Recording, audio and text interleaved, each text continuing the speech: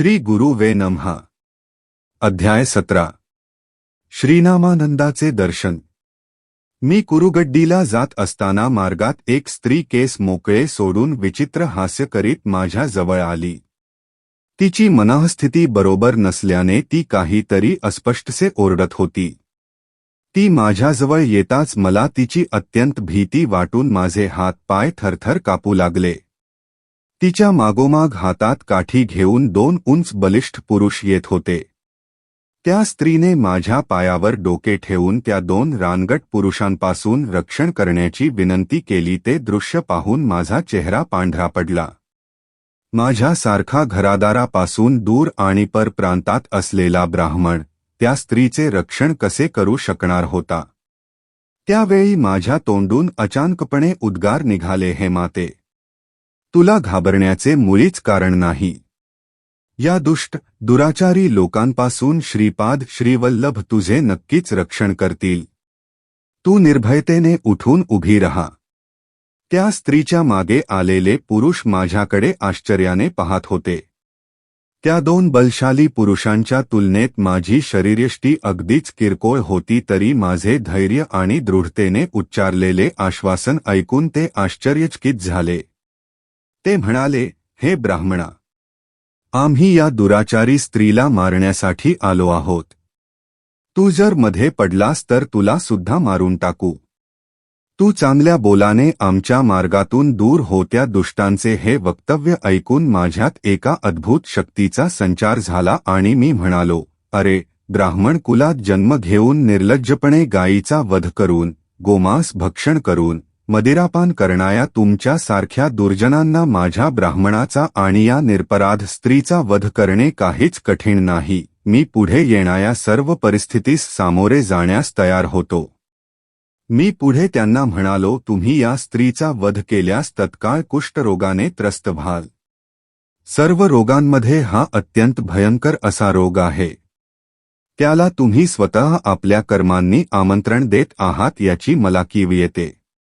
मी हे सारे तुमच्या हितासाठी सांगत आहे। माझे हे वक्तव्य ऐकून ते आपले सारे धाडस हरवून अगदी निस्तेज झाले। मी सांगितलेली त्यांच्याबद्दलची विधाने खरी असल्याने माझी भविष्यवाणी नक्कीच खरी होईल असा त्यांना दृढ विश्वास वाटला। त्यांनी आपल्या चुका मान्य केल्या। ज्योतिष्यशास्त्राचे काहीच ज्ञान नसलेला मी त्यांच्या दृष्टीने एक विद्वान भविष्यवक्ता ठरलो। जवळच असलेल्या एका वृक्षाच्या छायेत आम्ही बसलो। मी त्यांना त्यांचा जीवनवृत्तांत सांगण्याची विनंती केली। ते म्हणाले, महाराज, आपण त्रिकालदर्शी आहात। आपणास अज्ञात असे या पृथ्वीवर काय आहे? आपण विचारले म्हणून सांगतो। आम्ही दोघे सख्खे बंधू।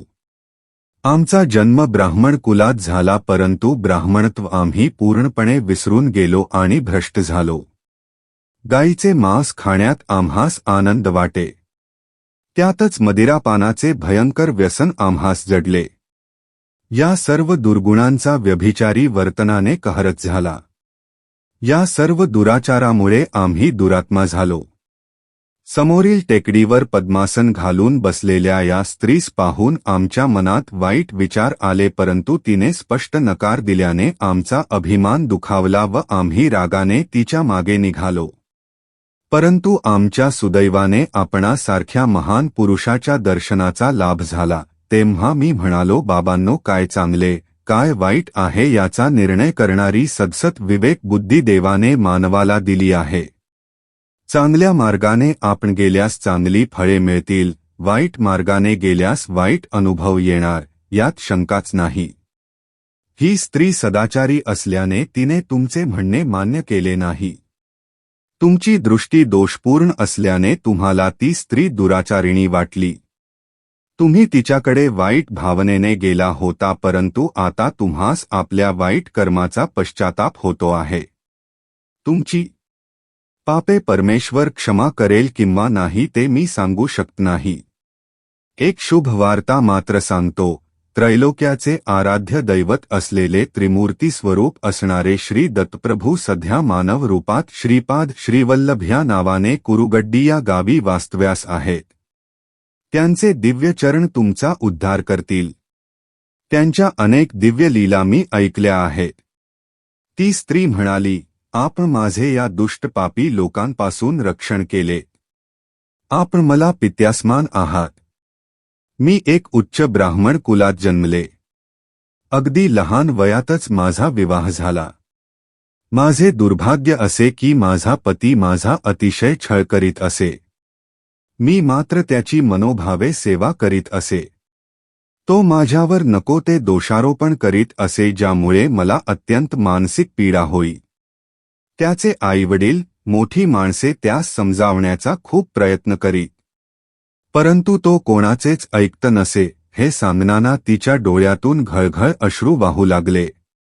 थोड्या वेळाने तिने स्वतःच सावरून घेतले व पुढे सांगू लागली, आमच्या गावात एक मांत्रिक आला होता. त्याला ज्योतिषशास्त्राचे चांगले ज्ञान होते. त्याला माझ्या सासू सास्यांनी बोलावून घेतले.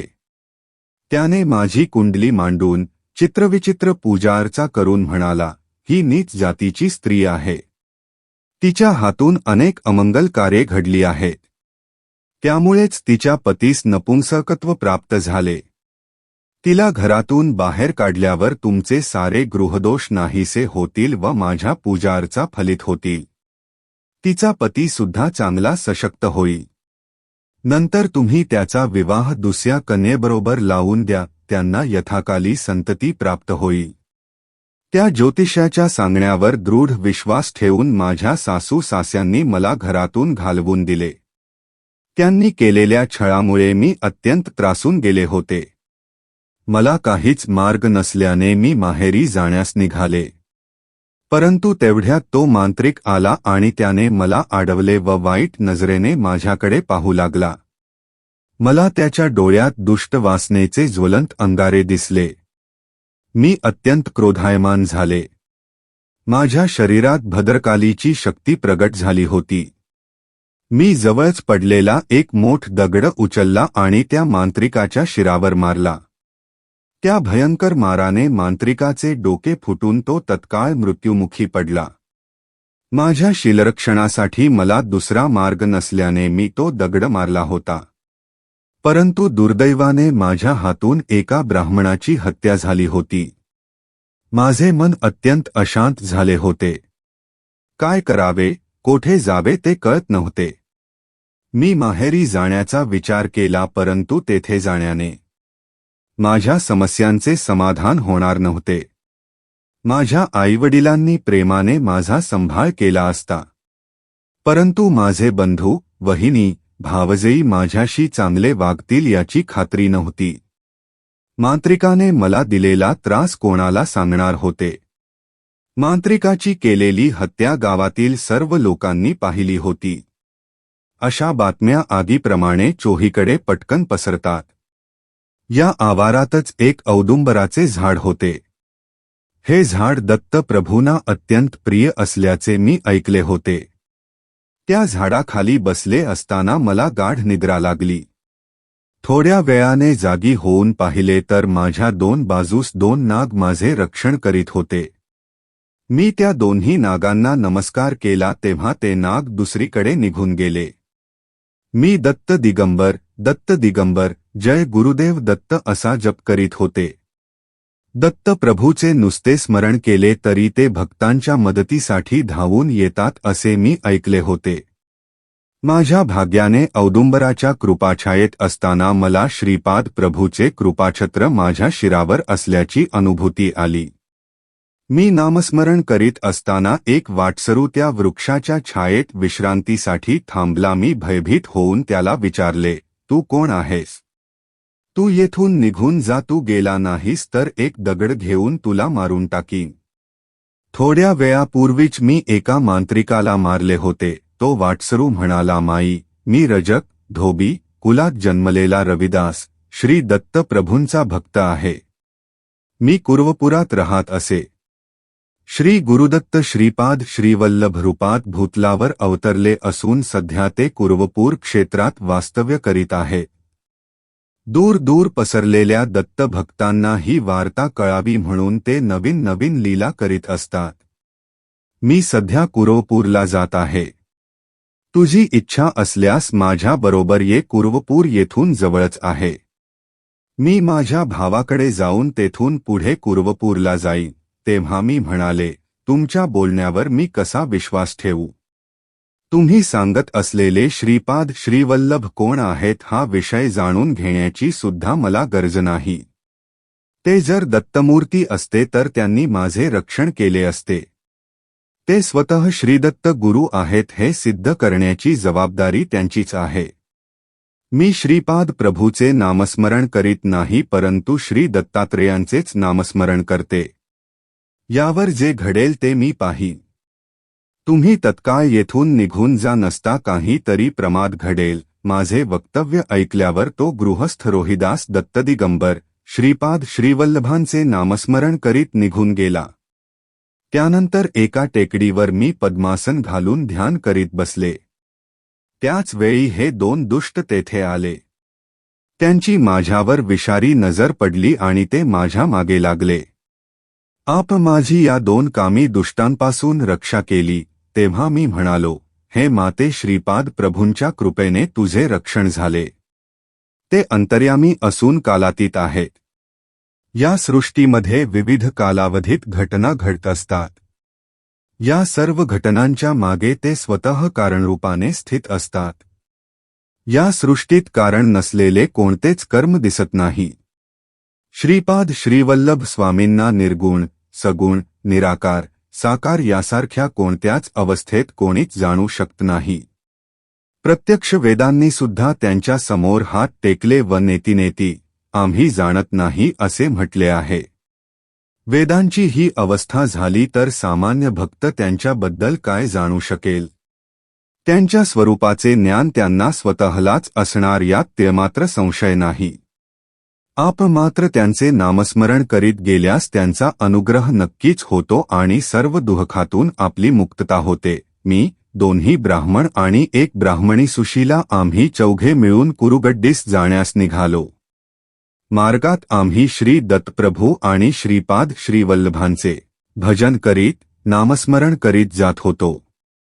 रस्त्यावरील लोकांना आम्ही भजन मंडळातील लोक असल्यासारखे वाटत होते. मार्गात असलेल्या नामानंद स्वामी या थोर महात्म्यांच्या आश्रमात पोहोचलो. श्रीपाद प्रभूचे रूप परिवर्तन आणि शिष्य नामानंदास अनुग्रह. श्री नामानंद स्वामी हे त्रिकालज्ञानी महात्मा पुरुष होते. त्यांनी आमचे मोठ्या आदरपूर्वक स्वागत केले. त्यांना मी आपला परिचय देण्यास सुरुवात केली. ते म्हणाले, माझ्या वडिलांचे नाम मायन्नाचार्युलू आणि माझे नाम सायन्नाचार्युलू. आमचे गोत्र भारद्वाज आणि आम्ही वैष्णव संप्रदायाचे आहोत. मी संन्यास दीक्षा घेतल्यावर माझे नाम नामानंद असे ठेवले गेले. संन्यासानंतर मी पूर्ण वैराग्य धारण करून पुण्यक्षेत्र आणि सिद्धतीर्थाच्या यात्रा केल्या. नंतर सद्गुरूंच्या शोधात निघालो. फिरत फिरत मी पीठिकापुरम येथे येऊन पोहोचलो. आम्ही वैष्णव असल्याने श्री विष्णूचीच आराधना करतो. आमचे सोमळे कडक असते आणि आचार विचार उच्च असतात. पीठिकापुरम येथील कुंतीमाधवाचे दर्शन घेऊन बाहेर आल्यावर समोर एक चांडाळ उभा असलेला दिसला. चांडाळाचे दर्शन आम्ही वाईट समजतो. तो चांडाळ समोर येऊन उच्च स्वरात म्हणाला, आमची दक्षिणा देऊन पुढे जा. मी आश्चर्याने त्याच्याकडे पाहतच राहिलो. गावातील सर्व लोक हा प्रकार पाहत होते. कलियुगामुळे असा विपरीत प्रकार घडत असल्याचे सर्वांना वाटत होते. तो चांडाळ मदिरापान करून श्री वैष्णवांवर अत्याचार करीत होता. एवढ्यात नामानंद त्यास म्हणाले, अरे चांडाळा, तू कोण आहेस? मी एक वैष्णव ब्राह्मण आहे. माझे नाम नामानंद आहे. तू मला दक्षिणा मागणे योग्य वाटत नाही. त्या चांडाळाचे डोळे लाल झाले होते. त्याचा भयंकर चेहरा कोणासही भय वाटावे असा होता. नामानंदाच्या शांत भाषणामुळे तो अधिकच क्रोधित झाला होता. तो चांडाळ नामानंदांना म्हणाला, तू सद्गुरूच्या शोधात वेड्यासारखा फिरत आहेस. तू मला ओळखत नाहीस. मीच तुझा सद्गुरू आहे. मीच तुला संन्यासोत्तर नामानंद असे नाम दिले. तू तुझ्याजवळ असलेली सारी संपत्ती मला गुरुदक्षिणा म्हणून अर्पण कर आणि सर्वासमक्ष मला साष्टांग नमस्कार करून गुरु म्हणून माझा स्वीकार कर. तू जर असे केले नाहीस तर मी तुझा सर्वनाश करीन. तुझ्या शरीराचे तुकडे करून तुला मरणप्राय यातना देईन. श्री नामानंदाबरोबर त्या चांडाळ वर्णातील व्यक्तीने अतिशय कडक व्यवहार केला होता. तो पुढे म्हणाला, मी सांगेन तसे तुला वागले पाहिजे. तू देवांची कितीही आराधना केलीस तरी कोणी तुला मदत करणार नाही. तेवढे बोलून तो चांडाळ नामानंदांवर चाल करून आला. नामानंदांच्या मनात नसताना केवळ दुसरा उपाय नसल्याने त्यांनी त्या चांडाळाचे पाय धरले. त्यांचे सर्वस्व त्या चांडाळाला गुरुदक्षिणा म्हणून अर्पण केले. देवाची आपण जी कल्पना करतो त्यापेक्षा तो कसा विपरीत असतो याची कल्पना नामानंदांना आली. परंतु तितक्यातच तो चांडाळ स्वामींना दिव्य मंगल अशा स्वरूपात दर्शन देत असल्याचा भास झाला. त्याच्या त्या दिव्य नेत्रातून अनंत दया करुणा यांचा वर्षाव झाल्यासारखा वाटत होता. दिव्य मंगलमूर्ती असलेल्या त्या भगवानांनी म्हटले, मी श्री दत्त आहे. सध्या श्रीपाद श्रीवल्लभांचे स्वरूपात मी पिठिकापुरम येथे अवतरित झालो आहे.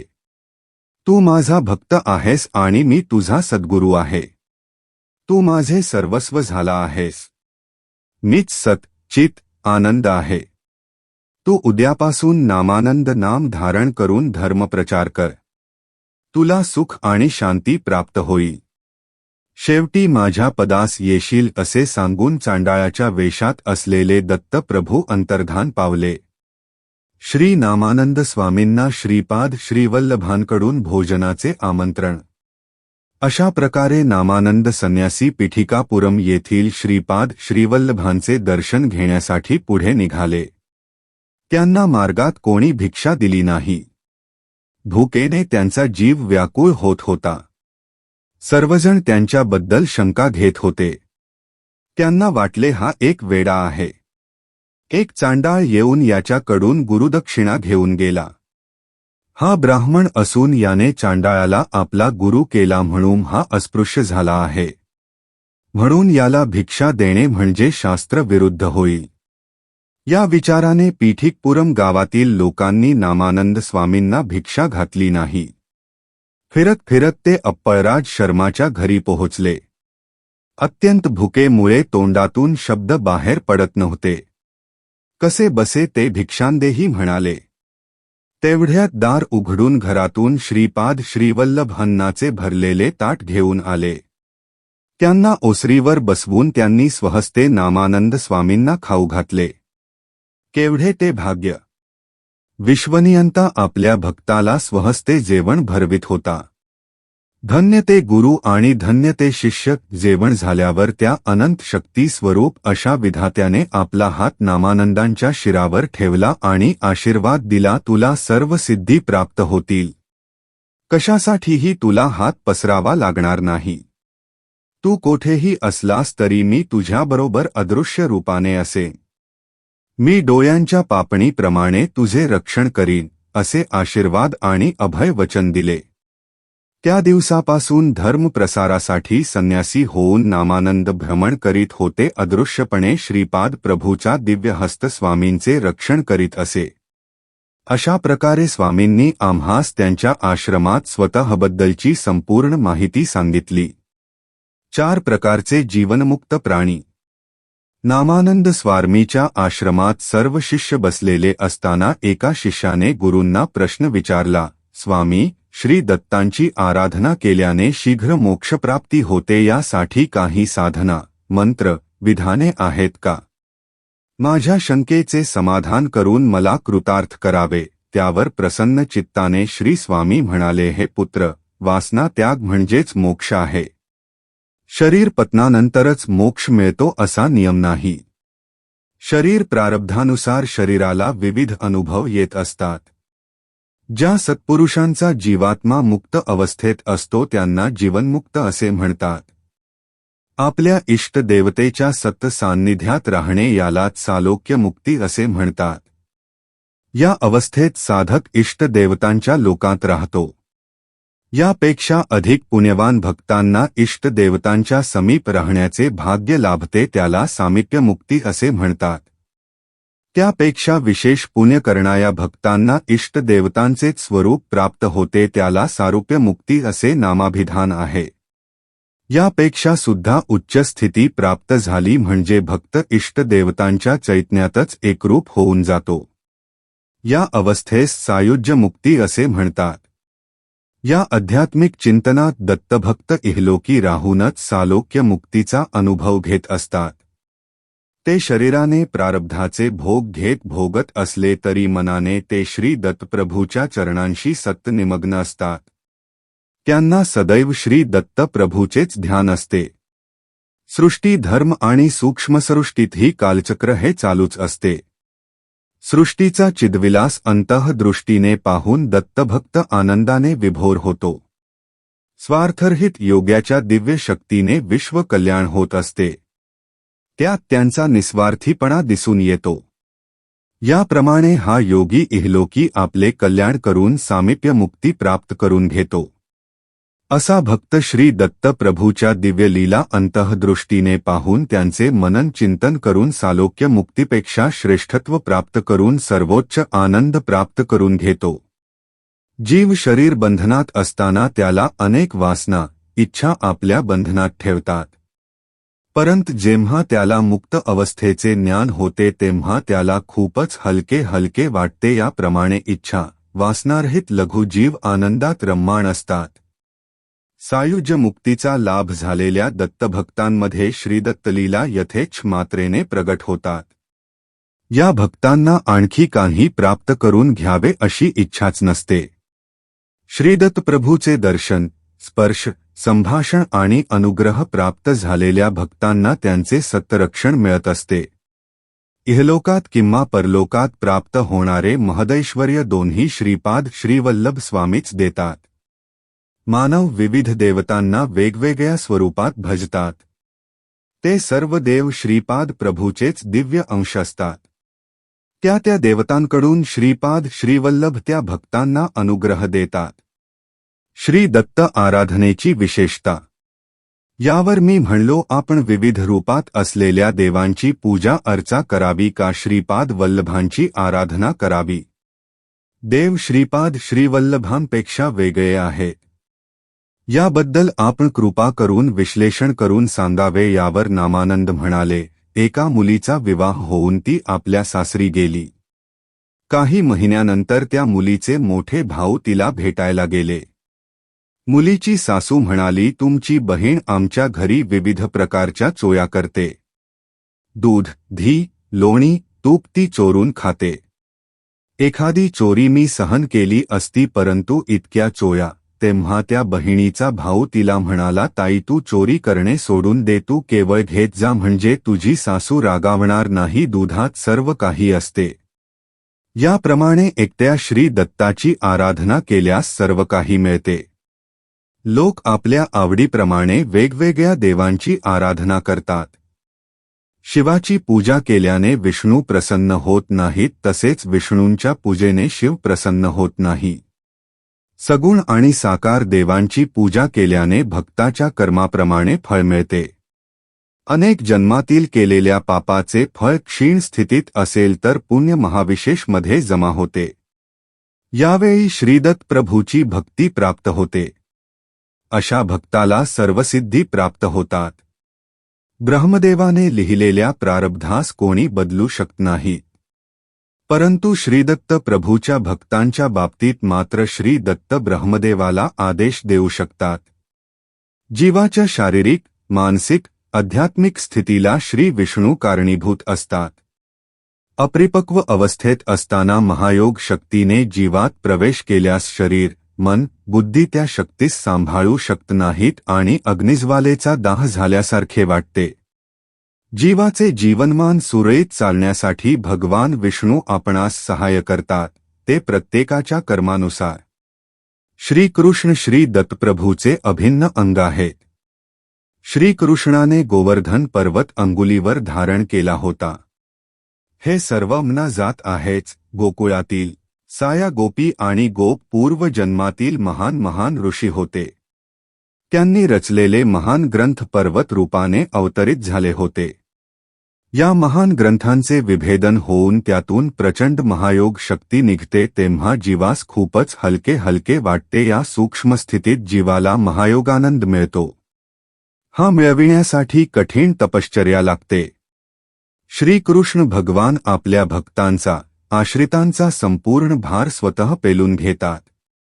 त्यांचे ग्रंथी विभेदन करून त्यांना शक्ती प्रदान करतात. हे आध्यात्मिक रहस्य आहे. बौद्धिक दृष्टीने पाहिल्यास श्रीकृष्ण गोवर्धन पर्वत उचलून सर्वांचे रक्षण करीत आहेत असे वाटते. श्री दत्त प्रभूचा तो संकल्प होता.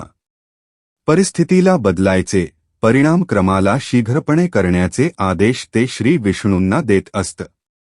या प्रक्रियेत भक्तांच्या प्रारब्धामुळे मार्गात येणाऱ्या अडचणी, त्यांचे अनुभव त्यांच्या नकळत त्यांना सुसह्य होत असत.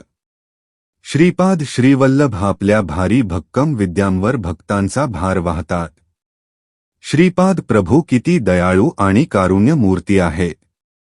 श्रीपाद प्रभूच्या अवताराचे मुख्य लक्ष्य त्यांच्या बरोबर सायुज्य स्थिती अनुभवणाऱ्या योग्यांनी 1,25,000 अनुयायी करण्याचा संकल्प केला होता. त्याची पूर्णता करणे हे होते.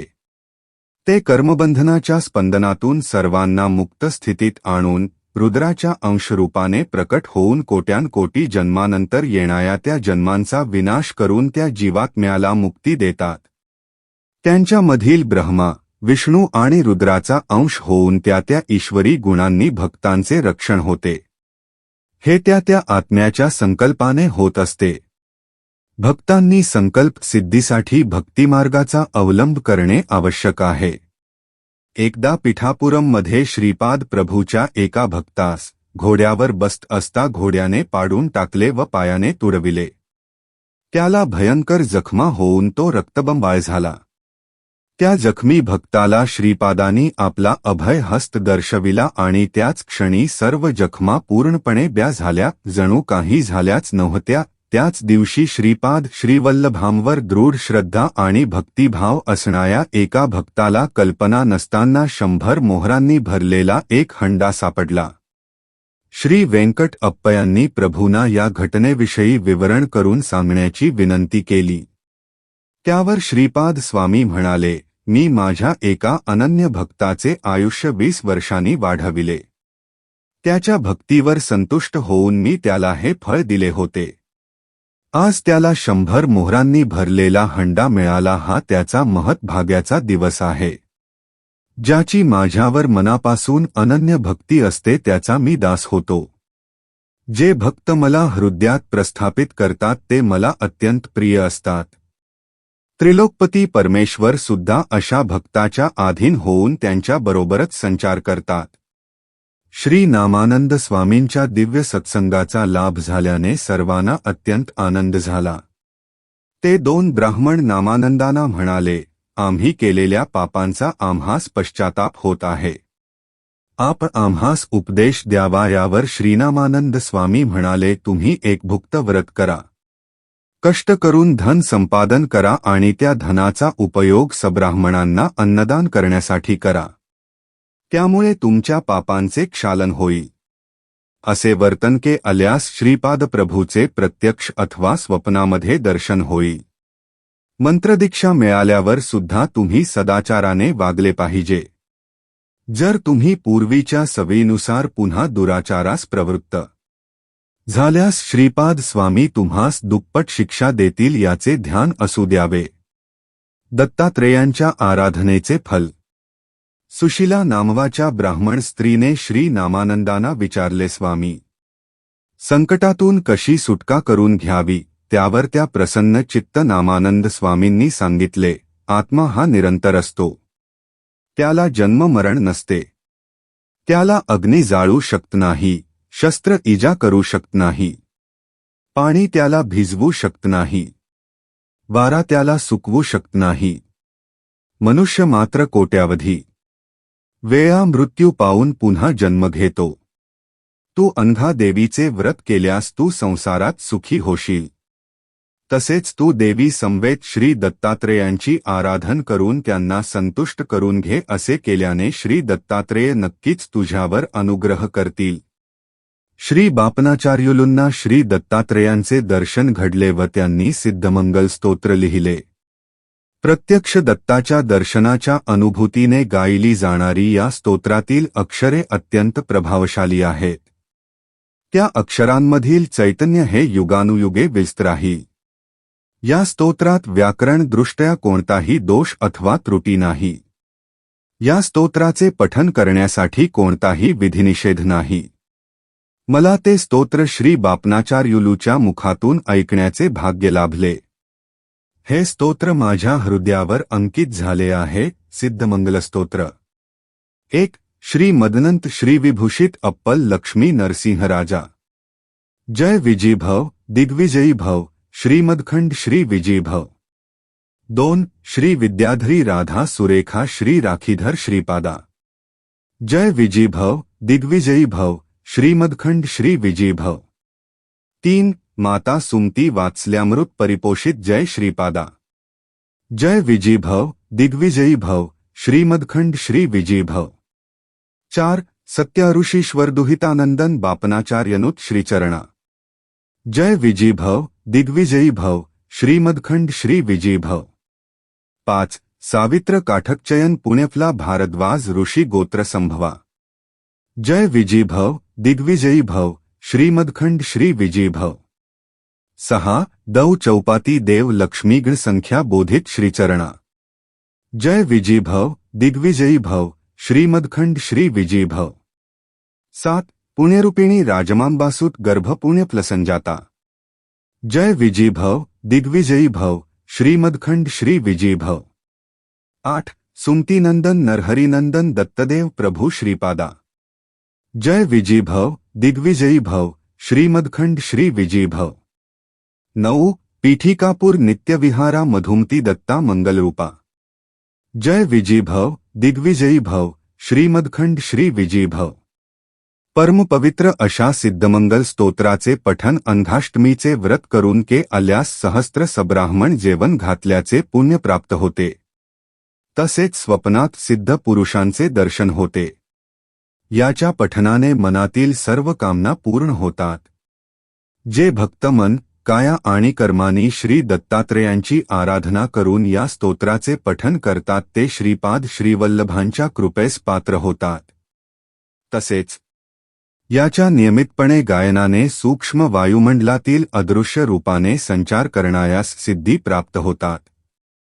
श्रीपाद प्रभूच्या सुशिलेच्या पतीस अनुग्रह. श्री नामानंद स्वामींची अमृतवाणी ऐकल्यावर मला एक कल्पना सुचली. मी श्री नामानंदांना म्हणालो, हे स्वामी, या स्तोत्राच्या पारायणात श्रीपाद प्रभूच्या दिव्यलीलांचे वर्णन यथा प्रसंग सांगावे अशी आपल्या चरणी नम्र प्रार्थना आहे. आम्हा तिघांवर दयेचा सत्वर्षाव करणाया स्वामींनी आम्हावर आनंद दृष्टी टाकली आणि आमच्या विनंतीस मूक संमती दिली.